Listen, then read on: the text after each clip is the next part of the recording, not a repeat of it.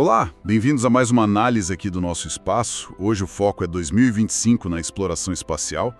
E olha, o ano tá agitado, quase uma aceleração cósmica, né? É verdade. A gente deu uma boa olhada em várias fontes, notícias, resumos de missão, dados técnicos, para tentar entender não só o que está rolando, mas por que é importante, sabe? Tem muita coisa acontecendo ao mesmo tempo. Sim, e o nosso plano é justamente navegar pelas missões que mais chamam a atenção, pelas descobertas que, mudam um pouco o jogo, e, claro, pelas tecnologias que estão definindo o ritmo agora. Exato. É uma viagem que vai da nossa vizinha ali, a Lua, até os confins do espaço interestelar. Tudo isso com o pé em 2025. Então bora começar, acho que... a Lua tá chamando primeiro, né? Com certeza. A Lua parece mesmo assim o destino da vez em 2025. O ano mal começou e já teve uma série de pousos, ou pelo menos tentativas, certo? Sim, janeiro foi bem movimentado. Teve a Intuitive Machines, com o módulo Nova C deles, missão IM-2, que faz parte daquele programa CLPS da NASA, né? Ah, sim. O de parcerias comerciais. Isso. E quase junto, a Firefly Aerospace lançou o Blue Ghost, também pelo CLPS, levando um monte de instrumentos da NASA para Mare Crisium.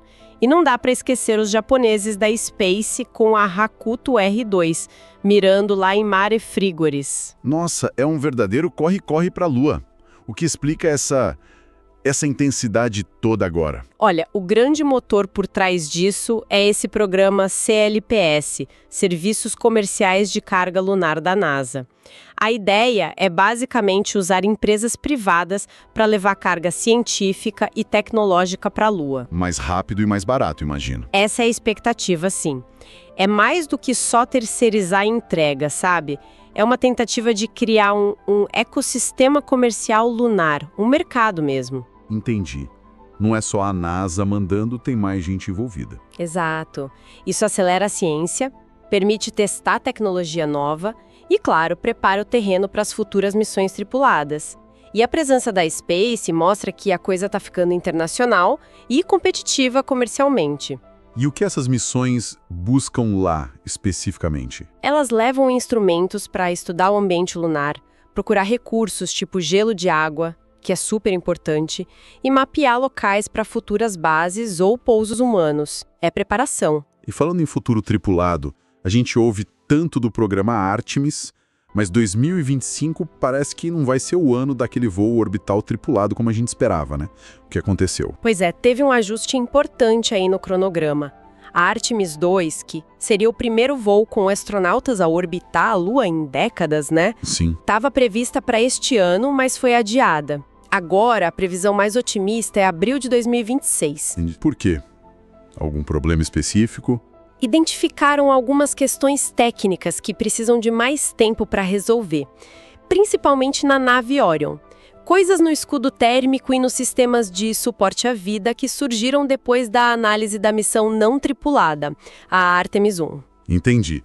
Então 2025 acaba sendo um ano mais de arrumar a casa nos bastidores para o pouso que ainda vem. Exatamente isso. É um período super crucial de desenvolvimento e teste. A SpaceX está lá trabalhando firme na Starship Lunar, que vai ser um módulo de pouso, né? Sim, a Starship HLS. Isso. E a Axiom Space está finalizando os novos trajes espaciais.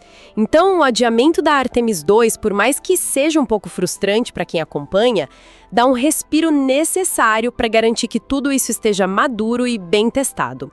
Segurança em primeiro lugar, sempre. Com certeza. E ainda na esfera humana, mas voltando para a órbita da Terra, teve aquela situação dos astronautas da Starliner, né? Que ficaram mais tempo na estação espacial. Já tem uma previsão para a volta deles? Sim. Essa história foi um lembrete de como o voo espacial tripulado é complexo, né? A Suni Williams e o Butch Wilmore, que tiveram problemas técnicos na Starliner lá em 2024 e acabaram estendendo a missão. Sim, ficaram presos lá um tempo. A previsão de retorno deles agora é para março de 2025. E o interessante é que eles devem voltar numa cápsula Dragon da SpaceX. Ah, então não vão voltar na Starline? Não, vão pegar carona com a SpaceX. Isso mostra como é importante ter essa redundância hoje em dia. ter mais de uma opção de transporte para a tripulação. Deu flexibilidade para resolver a situação. Faz todo sentido. Ter alternativas é chave. Bom, saindo da órbita terrestre e indo para um ambiente, digamos, bem mais quente, a Parker Solar Probe continua sua missão audaciosa perto do Sol, né? Continua, e como? A Parker está firme e forte em 2025 fazendo seus perihélios, aquelas passagens bem próximas do Sol, e ela não tá para brincadeira.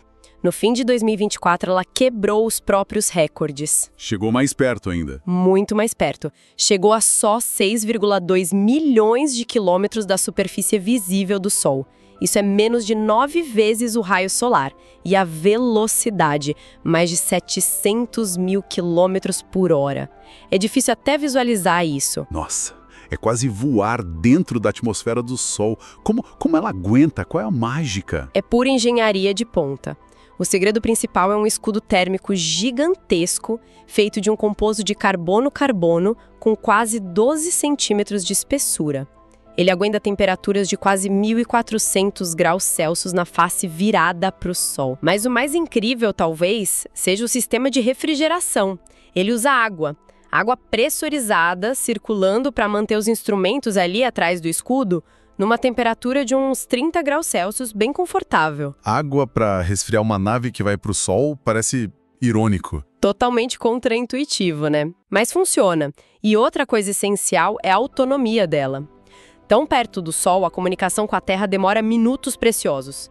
A sonda tem que tomar decisões sozinha em milissegundos para manter o escudo alinhado e proteger tudo.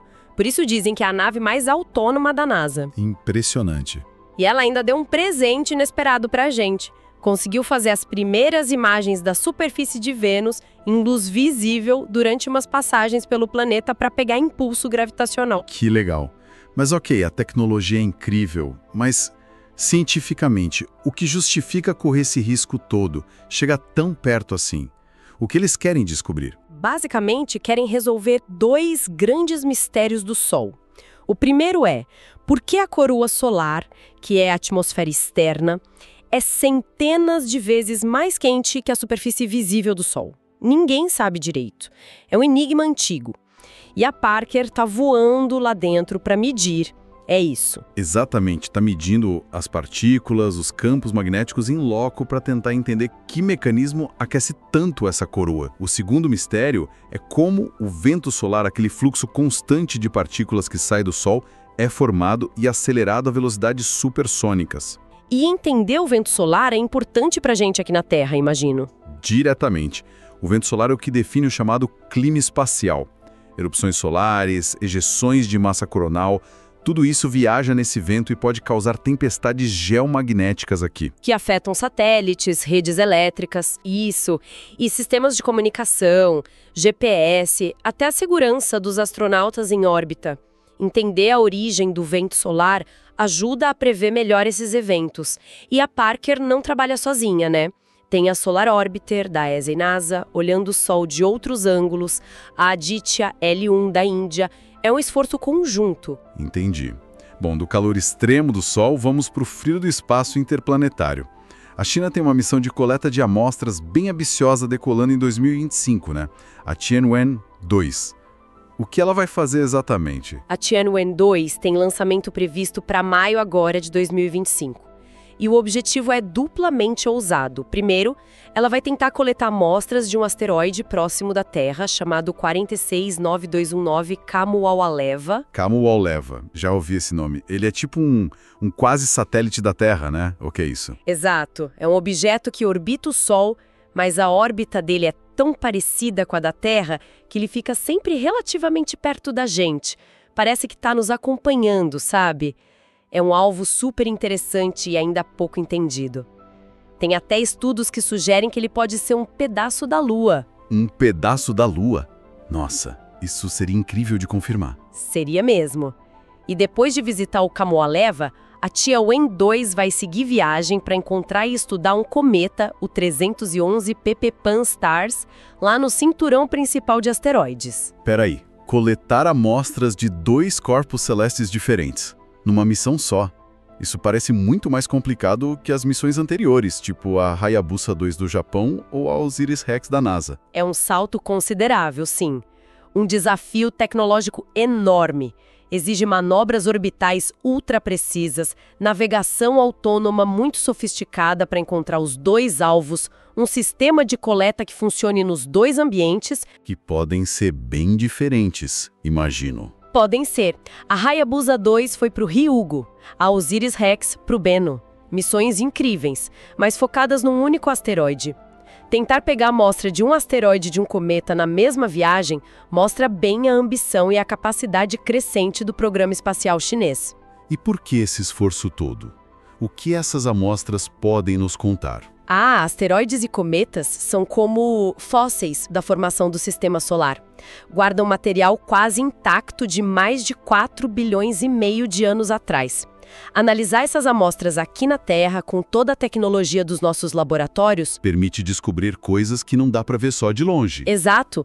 Pode revelar segredos sobre a composição daquela poeira original que formou os planetas, como a água e as moléculas orgânicas chegaram aqui na Terra primitiva, e, quem sabe, confirmar se o Kamoa-Leva tem mesmo ligação com a Lua. Seria fantástico. Muito fascinante.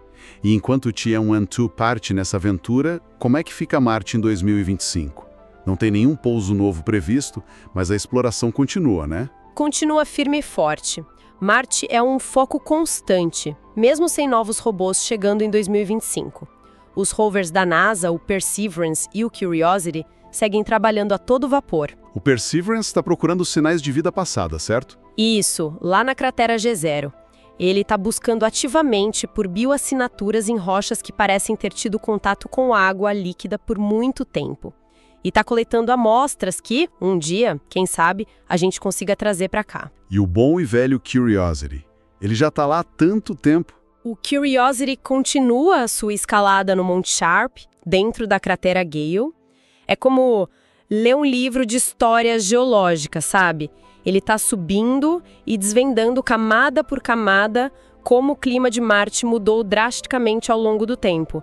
De um lugar talvez quente e úmido para o deserto gelado que há hoje. E os orbitadores? Também continuam ativos. O MAVEN da NASA, o Trace Gas Orbiter da ESA, eles estudam a atmosfera fina de Marte, tentando entender como o planeta perdeu a maior parte dela para o espaço, e investigam aqueles misteriosos sopros de metano que aparecem de vez em quando e entrilham todo mundo. A exploração é contínua em várias frentes. Legal. Bom, de Marte vamos ainda mais longe, para o reino dos gigantes gasosos. A sonda Juno da NASA ainda está ativa em Júpiter em 2025. Tá sim. A Juno está na sua missão estendida. As operações científicas estão planejadas para terminar só em setembro de 2025. E ela já mudou muito do que a gente pensava sobre Júpiter. Uma das descobertas mais faladas foi sobre a quantidade de água na atmosfera, né? Ah, sim. Lembro que foi uma surpresa em relação ao que a sonda Galileu tinha medido lá nos anos 90, não foi? Exatamente. A Galileu desceu numa região específica e mediu muito pouca água, bem menos do que os modelos previam.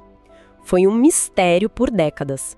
Aí veio a Juno, com instrumentos mais modernos, orbitando o planeta todo. E mediu diferente. Mediu perto do Equador e encontrou um 0,25% de água. É quase 3 vezes mais do que a Galileu achou naquele ponto e mais alinhado com o que se esperaria com base na composição do Sol. Então a atmosfera de Júpiter não é tão uniforme quanto se pensava.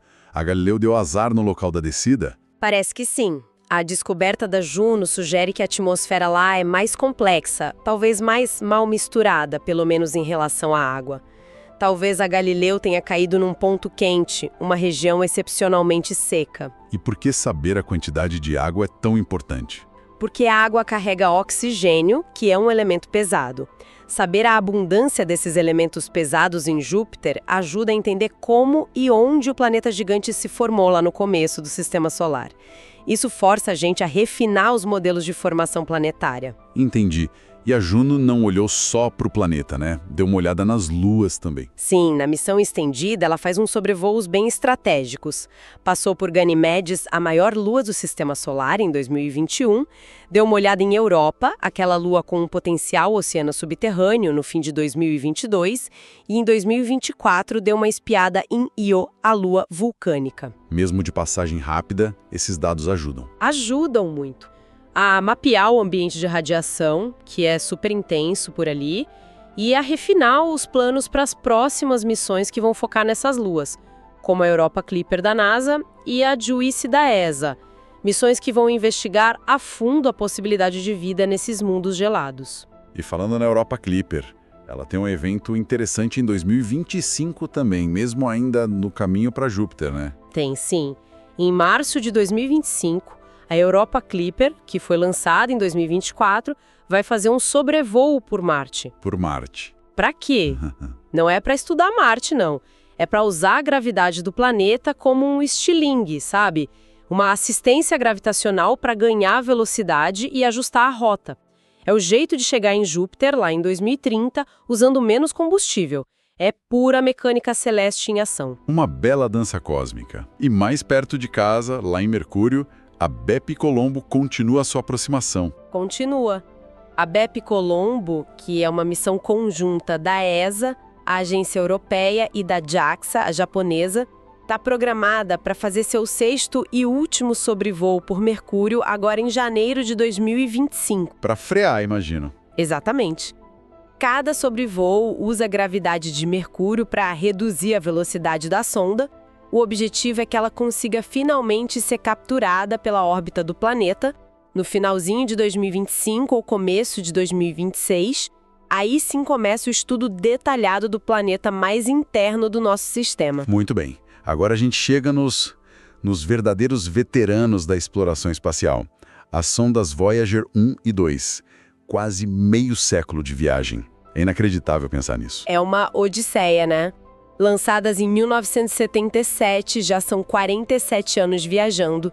As duas já saíram da heliosfera, cruzaram a heliopausa, aquela fronteira onde a influência do nosso Sol diminui e começa o espaço interestelar, de verdade. E quão longe elas estão? A Voyager 1 está a mais de 161 unidades astronômicas da Terra. Uma UA é a distância Terra-Sol, então imagina 161 vezes isso. Dá mais de 25 bilhões de quilômetros. A Voyager 2 está um pouco mais perto, mas ainda assim a 134 UA, uns 21 bilhões de quilômetros. É muito longe. Mas essa longevidade toda tem um custo, imagino. A energia delas está acabando, certo? O que acontece com elas em 2025? Sim, a fonte de energia delas são geradores nucleares RTGs que usam o decaimento radioativo, e isso diminui com o tempo. Elas perdem uns 4 watts de potência por ano, mais ou menos. Para esticar a vida útil o máximo possível, a equipe da NASA tem que tomar decisões difíceis, desligando instrumentos. Para economizar energia. Exato. E em 2025, mais 2 instrumentos importantes foram desligados. Quais foram? Em fevereiro, a Voyager 1 desligou o instrumento de raios cósmicos, o CRS, e em março foi a vez do instrumento de partículas carregadas de baixa energia, o LECP, na Voyager 2. É um processo gradual, meio melancólico até, mas é o único jeito. Quantos instrumentos ainda funcionam em cada uma? Agora restam 3 instrumentos científicos ativos em cada sonda. Mas olha, é impressionante pensar que tem engenheiros hoje conseguindo se comunicar e comandar uma tecnologia dos anos 70 a bilhões de quilômetros com tão pouca energia. É um feito de engenharia incrível. Realmente, mas com menos instrumentos, ainda vale a pena? O que elas ainda podem descobrir lá fora? Com certeza vale. Os instrumentos que sobraram, como o de ondas de plasma e o magnetômetro, ainda fazem medições inéditas do meio interestelar, as partículas, os campos magnéticos, as ondas de plasma nesse ambiente, fora da nossa bolha solar. Ninguém nunca mediu isso lá. São nossos únicos olhos e ouvidos naquela região. Exatamente. Cada pedacinho de dado que elas enviam é ouro científico. Elas continuam explorando o território virgem para a humanidade. O legado é imenso. Um legado incrível mesmo. Enquanto essas pioneiras vão se despedindo aos poucos, 2025 também está marcando a chegada de muita coisa nova, né? Especialmente na área de foguetes e veículos reutilizáveis. Sim, o setor de lançamentos está borbulhante. Tem muita expectativa para os primeiros voos de vários foguetes novos. O Neutron da Rocket Lab, que já nasce pensando em reutilização, o RFA-1 da alemã Rocket Factory Augsburg, o Zhuke 3 da chinesa Land Space, também focado em reutilização, talvez até o Nova da Stock Space. Muita competição. Isso deve impulsionar a inovação, né? Com certeza. A busca por custos mais baixos e maior frequência de lançamentos está acelerando tudo. E a reutilização não é só nos foguetes. Tem veículos espaciais retornáveis também chegando. Tipo o Dream Chaser. Exato. Maio de 2025 deve ter o primeiro voo não tripulado do Dream Chaser, da Sierra Space, para a estação espacial. Ele parece um mini ônibus espacial, né? A ideia é levar carga e, no futuro, tripulação e pousar como um avião, numa pista comum. Mais flexibilidade para trazer coisas de volta. Isso, e no terceiro trimestre, a ESA também planeja testar o Space Rider, que é um laboratório robótico orbital também reutilizável. A ideia de trazer experimentos e cargas de volta para a Terra de forma mais fácil e barata está ganhando muita força. E além dos veículos, até a forma como a gente rastreia essas missões está evoluindo, né? Sim, tem notícias interessantes sobre algoritmos desenvolvidos na China que conseguem localizar sondas no espaço profundo. Pensa, a 180 milhões de quilômetros, com precisão de metros. Esse tipo de tecnologia é fundamental para missões complexas como a Tianwen-2, que precisa de uma navegação super precisa para encontrar aqueles alvos pequenos. Interessante como toda essa tecnologia para o espaço lá fora acaba sendo usada para olhar aqui para dentro também, para a nossa Terra. Tem missões focadas no nosso planeta estreando em 2025. Tem sim, e são missões bem importantes da ESA. Uma é a FLEX, que significa Fluorescence Explorer. Ela vai fazer algo inédito, mapear a saúde das plantas no mundo todo, medindo a fluorescência da clorofila. A luz que a planta emite na fotossíntese. Exatamente. Isso dá uma visão muito mais direta se a planta está estressada, como ela está respondendo às mudanças climáticas, quanto carbono ela está absorvendo. É um jeito novo e poderoso de monitorar a vegetação. E a outra missão da ESA? É a Biomass. Essa vai usar um radar especial que consegue ver atrás da copa das árvores para medir a quantidade de biomassa, ou seja, de carbono estocada nas florestas do mundo, com uma precisão que a gente nunca teve antes. Nossa, isso é crucial para entender desmatamento, o ciclo de carbono. Exatamente, é fundamental para a gente entender o papel das florestas no clima e para poder gerenciar melhor esse recurso. Mostra bem como a exploração espacial, mesmo a mais distante, gera tecnologia e conhecimento que ajudam a gente a cuidar do nosso próprio planeta. Uau! Que ano intenso! Então, se a gente fosse resumir 2025 no espaço, seria tipo um ano de aceleração comercial na Lua, recordes de aproximação do Sol, a China buscando amostras duplas, Júpiter ainda nos surpreendendo, as Voyager se despedindo aos poucos e uma explosão de novas tecnologias, tanto para ir mais longe quanto para olhar melhor para cá. O que tudo isso diz sobre o momento que a gente está vivendo na exploração espacial? Olha, eu acho que diz que a gente está num ponto de inflexão, sabe? O ecossistema espacial está ficando muito mais complexo, muito mais dinâmico, mais interconectado. Não são mais só 2 ou 3 superpotências. Agora tem muito mais gente jogando. Muito mais. Vários países, empresas privadas entrando com força, colaborações diversas, todo mundo atuando ao mesmo tempo, desde a órbita baixa até o espaço interestelar. E usando essa capacidade para tudo: ciência, comércio, defesa e monitoramento do nosso próprio planeta. É um cenário bem mais multifacetado do que era, sei lá, 10 anos atrás. Isso deixa a gente pensando, né? Sim. O que eu acho fascinante é essa dualidade que você mencionou. Ao mesmo tempo que a gente está empurrando as fronteiras cada vez mais longe, com as Voyagers, com a Tianwen-2, buscando entender nossas origens, o universo, A gente está usando o espaço para se observar com detalhes sem precedentes, com Flex Biomass. Será que olhar para fora ajuda a valorizar mais o aqui dentro? Fica a pergunta, né? E mais, à medida que a gente desenvolve a capacidade não só de olhar, mas de interagir com outros mundos, coletar amostras, procurar por vida, que novas responsabilidades éticas, filosóficas, surgem para a gente como espécie, uma espécie exploradora que está começando a, de fato, tocar o cosmos. Questões profundas para a gente continuar refletindo. E, com essa provocação final, a gente encerra essa nossa análise do agitado ano de 2025 na exploração espacial. Muito obrigado pela companhia e até a próxima!